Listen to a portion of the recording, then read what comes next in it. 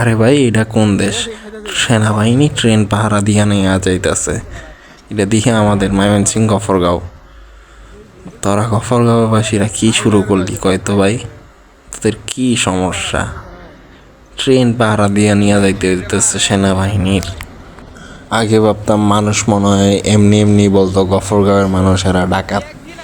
এখন তো সত্যি নিজের চোখে দেখলাম বাস্তব ঘটনা, যে সব ফুটেজ মানুষ ছড়াচ্ছে আস্তে আস্তে গফরগাঁও নিয়ে, তা দেখে আমারও আর বুঝতে বাকি থাকলো না যে গফরগাঁওয়ের মানুষ কি পরিমাণে জাউরা হইতে পারে।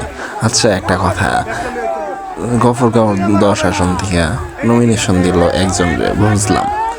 তো নমিনেশন দিছে, তোরা একজন মানুষ নির্বাচন করব, তো ওরা ওরে সাপোর্ট কর। আর সাপোর্ট না করলে তারা ভোট দিস না, ভোট কেন্দ্রেও যাইস না। তো তোদের গফরগাঁওয়ে কেন দেয় নাই নমিনেশন? এই জন্য তোরা লাগিয়া পড়ছ যে ট্রেন উঠাইয়া দিবে, ট্রেনে উল্টাইয়া দিবে। হ্যাঁ, ট্রেনের রাস্তায় আগুন ধরাইতেছ, ট্রেনের পাত খুললা নিয়ে যাইতেছ, যে যার জিন মতন পারতেছ, সব কিছুই করতেছ। এটা কোন ধরনের বাংলাদেশ রে ভাই? তোরা কি আলাদা রাষ্ট্র বানাইয়া চাইতেছ গফরগাঁওরে নাকি?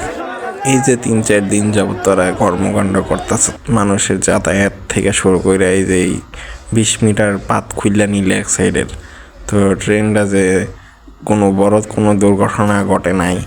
আজকে যদি কোনো দুর্ঘটনার শিকার হইতো, তাইলে এই ট্রেনের যাত্রীগুলার দায়ভার কেডা নিত? তোরা আসলে ভালোই না। এই ভিডিওটা কোনো রাজনৈতিক ভিডিও ছিল না, এটি আমাদের গফরগাঁওবাসীদের সতর্কতামূলক ভিডিও ছিল।